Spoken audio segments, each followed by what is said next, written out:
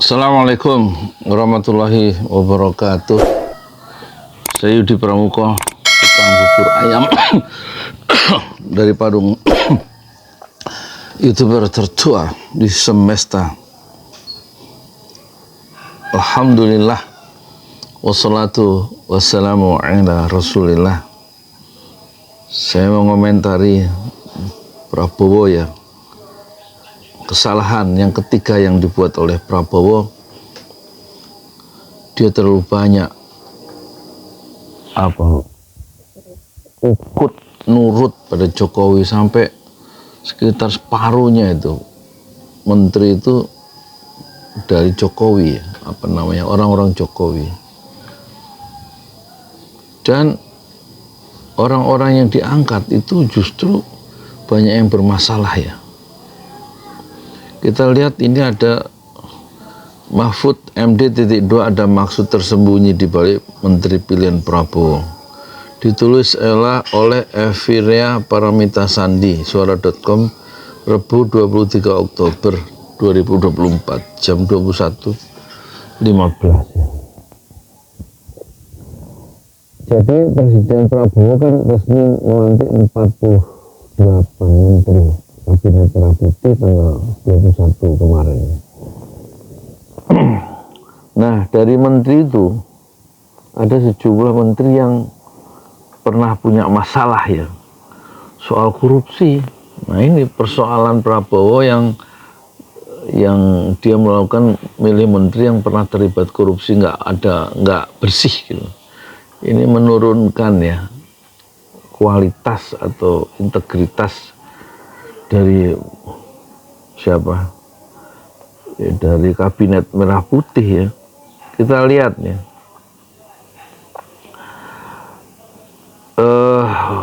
Ada menteri dan wakil menteri yang pernah ada masalah hukum. Pertama, Erlangga Hartarto pernah berurusan dengan Kejaksaan Agung. Dugaannya apa? Tindak pidana korupsi pemberian fasilitas ekspor crude palm oil atau CPO dan turunannya di industri kelapa sawit. Periodenya Januari sampai April 2022. Itu satu. Ya, Erlangga Hartarto yang pernah jadi ketua Golkar yang kemudian dipaksa untuk mengundurkan diri. Dua, yang punya masalah hukum, Ketua Umum Partai Kebangkitan Bangsa PKB Muhaimin Iskandar atau Cak Imin, pernah diperiksa oleh KPK, Komisi Pemberantasan Korupsi, sebagai saksi dugaan korupsi sistem proteksi TKI Kementerian Tenaga Kerja dan Transmigrasi, Ketenagakerjaan dan Transmigrasi dulu ini tahun 2012 saat Cak Imin menjabat Menteri Ketenagakerjaan pada 2009 sampai 2014 ya. Jadi zaman presidennya SBY periode kedua ini. Terus yang bermasalah lagi adalah yang dipilih oleh Prabowo di samping Erlangga Hartarto dan Cak Imin adalah Budi Gunawan. Dia pernah jadi tersangka korupsi, coba itu. Gimana sih Prabowo ini? Saat Budi Gunawan menjabat sebagai Kepala Biro Pembinaan Karir Deputi Sumber Daya Manusia Polri tahun 2003 sampai 2006 ya. Jadi zaman presidennya SBY periode pertama ya. Keempat, ya, setelah Budi Gunawan, Cak Imin dan Erlangga Hartarto, keempat Zulkifli Hasan, Ketua Umum Partai Amanat Nasional. Itu pernah disebut ya dalam konstruksi perkara suap terkait pengajuan revisi alih fungsi hutan di Provinsi Riau pada 2014. Berarti zaman SBY. Kemudian juga Sakti Wahyu Trenggono juga pernah diperiksa KPK soal aliran uang dalam perkara dugaan korupsi yang tengah disidik oleh KPK itu. Terus yang berikutnya adalah Dito, ya. Aryo Tejo, itu menteri apa ya kemarin tuh ya? Itu diperiksa Kejaksaan Agung tahun 2023 yang rame kemarin itu. Zaman SBY, zaman apa? Zaman Jokowi kan? Kasusnya apa? Korupsi penyediaan menara BTS 4G. Itu BTS 4G itu nilai proyeknya itu 8,3 triliun yang dikorupsi 10,3 triliun yang dikorupsi itu 8 triliun, 80%-nya bancaan pejabat-pejabat pengusaha itu. Kemudian ada lagi Edward Omar Syarif, pernah tersandung kasus hukum terkait dugaan suap dan gratifikasi senilai 8 miliar, termasuk juga Anies Mata, wakil menteri apa kemarin itu, bekas ketua Anies Mata ya. Anies Mata pernah diperiksa oleh KPK sebagai saksi dalam kasus suap terkait impor daging sapi yang melibatkan rekannya di PKS.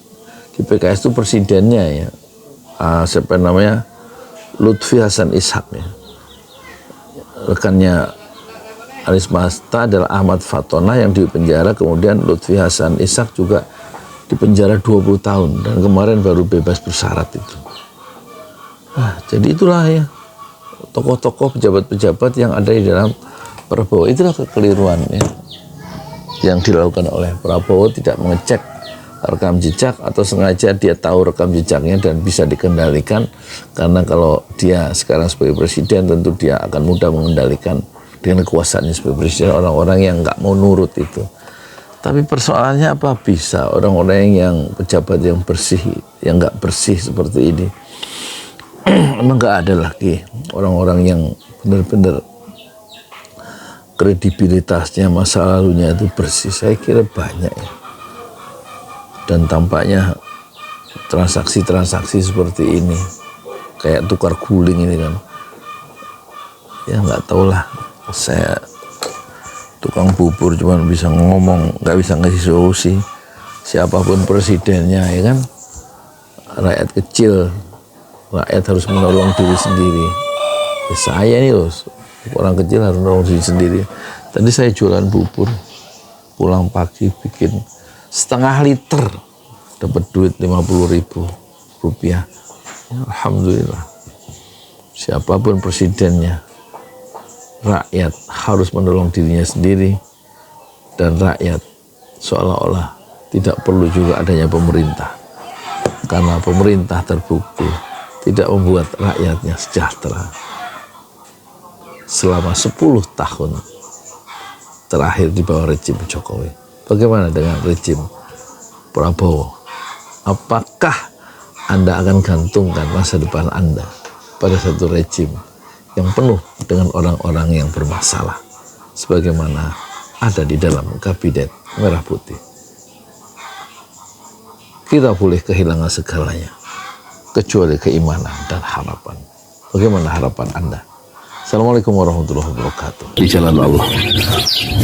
Ini Masjid 6 Syuhada lagi dikunjungi sama Ketua Hilmi. Modal awalnya berapa Pak Yudi Pramuko? 750.000 rupiah aja. Jadi ini 500 jutaan nih barang. Sekarang udah habis 310. Masya Allah, tuh udah pakai keramik, plafonnya tinggal granit tuh kayak marmer tuh. Masya Allah nih, sampai juga kita ke sini.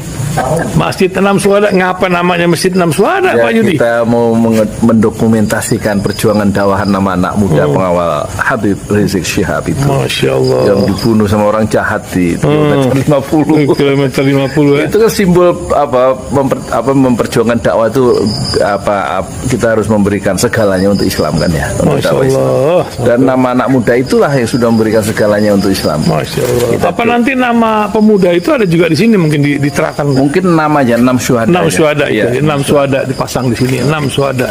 Bib Ali, apa yang dikomentarin dari ini semua, Bib Ali? Masya Allah, luar biasa. Dari uang 700.000, kalau pengen ternyata bisa. Bisa. Allah kirim. Tuh, bisa. Ya, Masya. dengan masuk satu gang kecil, tapi Bapak ini luar biasa. Kecil tuh.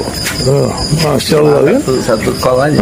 Masya Allah, perjuangan Pak Yudi Pramuko, YouTuber sejagat paling tua. Tertua di semesta. Tertua di semesta. Masya Allah. Tukang donat. Tukang donat. Tukang donat dari Paru. Ini saya laporkan dari lapangan ini, langsung dari Masjid Anam Syuhada. Masya Allah. Dan ini dia. Dalam lihat dah. Tuh, lihat tuh masjidnya. Tuh imamnya di situ tuh. Malam-malam lagi kita. Masya Allah. Masih kurang nih. Atapnya katanya transfer aja. Masjid Anam Syuhada sebentar lagi selesai. Dinding lubang angin sebagian sudah terpasang, lantai 2 dan kemudian plafon termasuk lantai bukan keramik, granit 150 dus bersama tiang-tiang yang ada 16 setinggi 4,5 meter. Kemudian finishing terakhir adalah tangga menjebol atap ya, lantai pertama untuk masuk ke lantai 2. Inilah Masjid Anam Syuhada. 2,5 tahun lalu dimulai pada 2 Agustus hari Senin 2021. Tinggal sedikit lagi insya Allah, dan lantainya dari keramik, bukan keramik, granit sudah diresmikan lantai pertama.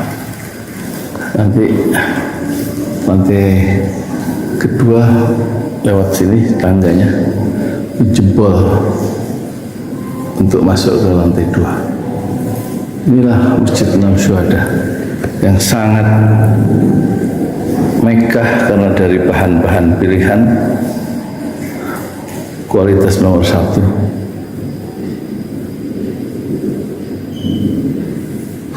Tinggal sekitar 80 juta lagi finishing lantai atas selesai insya Allah.